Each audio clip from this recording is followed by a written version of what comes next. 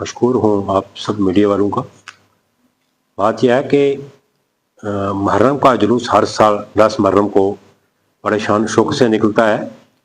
इस पर हमारे जितने इमाम, चाहे वो गौसिया मस्जिद के हों, चाहे वो अकबरी मस्जिद के हों, चाहे वो हुजूरी मस्जिद के हों, चाहे वो जितनी भी मस्जिद इस शहर के हैं और शहर के अलावा भी जितने भी इमाम मस्जिद हैं, मैं उनसे गुजारिश करता हूँ कि इस बार, और आवाम से भी, कि इस बार का जुलूस जो है बड़े धूमधाम से, बड़े शान शौकत से निकलना चाहिए।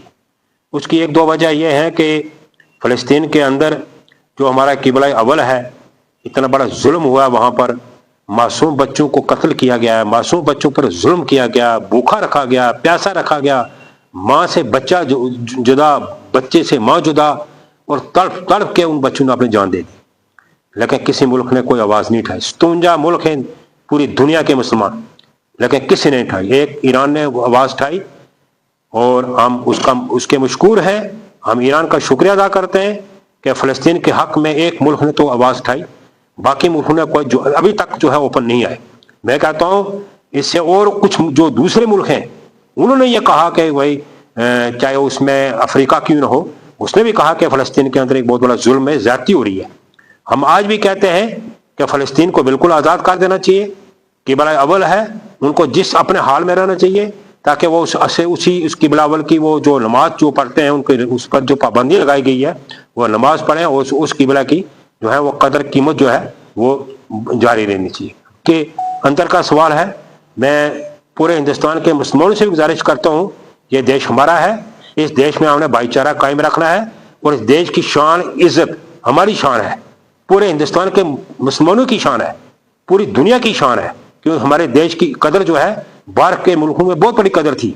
मैं अपनी बात करूं कि जब मैं ईरान में गया या इराक में गया तो उन्होंने कहा जी आप, इंग्लिश में पूछा कि आप कहाँ के हो, तो मैंने कहा मैं हिंदुस्तान का हूँ, और हिंदुस्तान कश्मीर, हिंदुस्तान का जो कश्मीर का एक हिस्सा है, मैं वहाँ को बहुत खुश हुए, इज्जत की।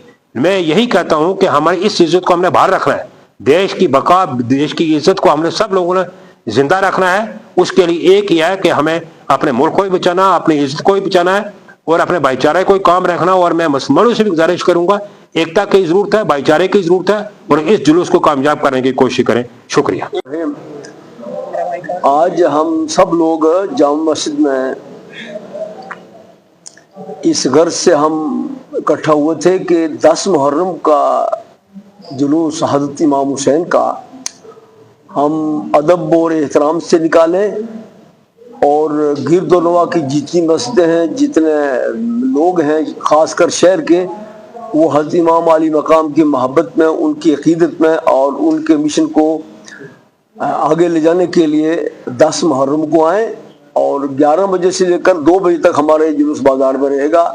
बाज़ार के भी तमाम लोगों से गुजारिश है कि चूँकि इस वक्त पूरी दुनिया में अफरा तफरी भी है, ख़ासकर फ़लस्तीन के लोगों को तय किया गया है, उनके मकान ख़त्म कर दिए हैं, उनकी प्रॉपर्टियाँ ख़त्म कर दिए हैं, उन बेशुमार लोग मार दिए हैं।